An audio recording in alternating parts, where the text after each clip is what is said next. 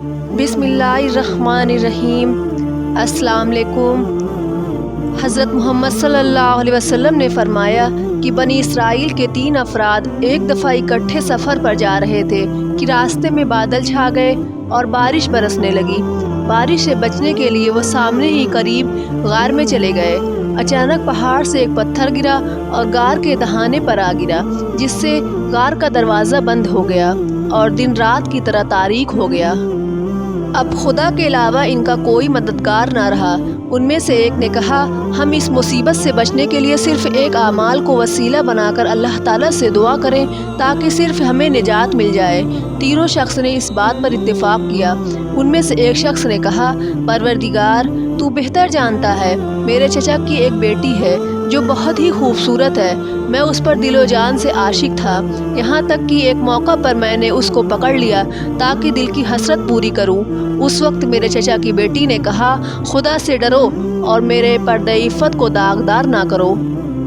उसका ये अल्फाज मेरे ऊपर इतना असरअंदाज हुए कि मैंने बुराई से हाथ खींच लिया।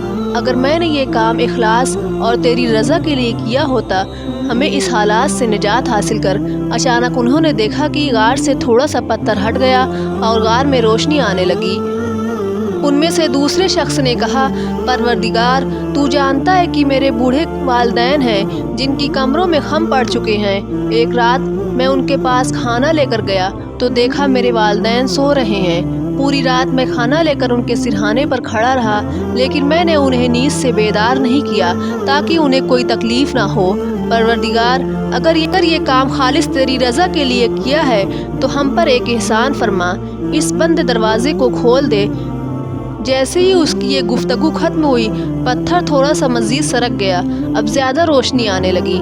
तीसरे शख्स ने अर्ज़ किया, ऐ हर पोशीदा और ज़ाहिर बात को जानने वाले, तू खुद जानता है एक शख्स मेरे पास मज़दूरी किया करता था। जब उसका वक्त पूरा हो जाता था मैं उसको मज़दूरी दे देता था, लेकिन एक दिन मैंने उसको मज़दूरी दी तो उसने मज़दूरी की रकम ना ली। वो उससे ज़्यादा का तलबगार था। वो वहाँ से उठकर चला गया। मैंने उसकी मज़दूरी की रकम से एक भेड़ खरीदी और उसकी अलहदा हिफाजत किया करता था। उस भेड़ से बच्चे होते रहे। कुछ अरसा बाद वो रेवड़ बन गया। एक अरसे के बाद जब वो मज़दूर मेरे पास आया और दोबारा अपनी उजरत तलब किया तो मैंने उसे भेड़ों के रेवड़ की तरफ इशारा किया। वो समझा कि मैं उससे मजाक कर रहा हूँ। मैंने उसे समझाया कि ये तेरी उजरत है जो बढ़ते बढ़ते रेवड़ की शक्ल अख्तियार कर गई है। वो रेवड़ लेकर चला गया। परवरदिगार अगर ये काम मैंने इखलास और तेरी रज़ा के लिए किया है तो हमें इस मुसीबत से निजात दे दे। दुआ का ख़त्म होना था कि वो पत्थर पहाड़ के दहाने से हट गया और वो तीनों अफराद खुशी खुशी गार से बाहर आ गए। बेशक अल्लाह ताला इखलास के साथ अंजाम दिए जाने वाले अमल को बहुत पसंद करता है। आज की वीडियो में बस इतना ही। मिलते हैं नेक्स्ट वीडियो में। तब तक के लिए दीजिए इजाज़त। दुआओं में याद रखिएगा। चैनल को सब्सक्राइब कीजिए। अल्लाह हाफिज़।